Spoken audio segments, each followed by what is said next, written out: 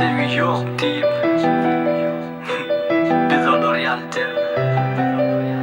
Sevgilik öp ağlama.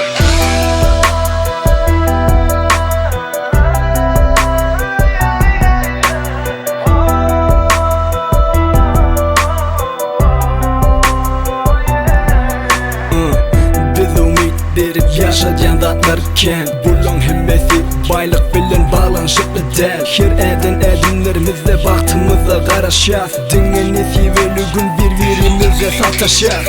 Bilen kenit gödün sana duş onundan beri. Meğer muğa sine cenler diyendirler çağı yali. Özüme de gülküş inan sana yalan bana çın. Ön köpçülükte köp görünsem ünlü bolum öyde çün. Men arada fikirlerini gizlemede ait.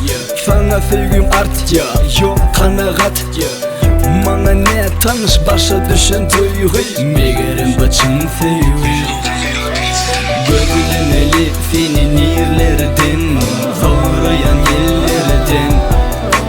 Yadadım sensiz yerlerden, gel tut elimden. Görülmeli senin yerlerden, zorayan yerlerden. Yadadım sensiz yerlerden, gel tut elimden. Bile vaktimiz vakt biraz donsadı. Yeke islegim bu fırsatlarken olsadı. Bir yan yıllık uzaklarda bolsam da men üşümecek yali zemin donup kalsa da.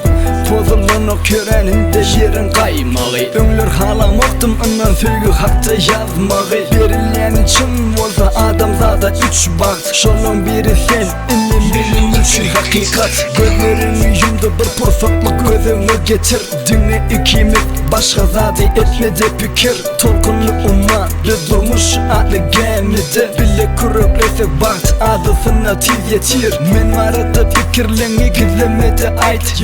Sana sevgim art ya, yok kanagat. Bana ne tanış başa düşen duygu. Meğerim bacın sevgi.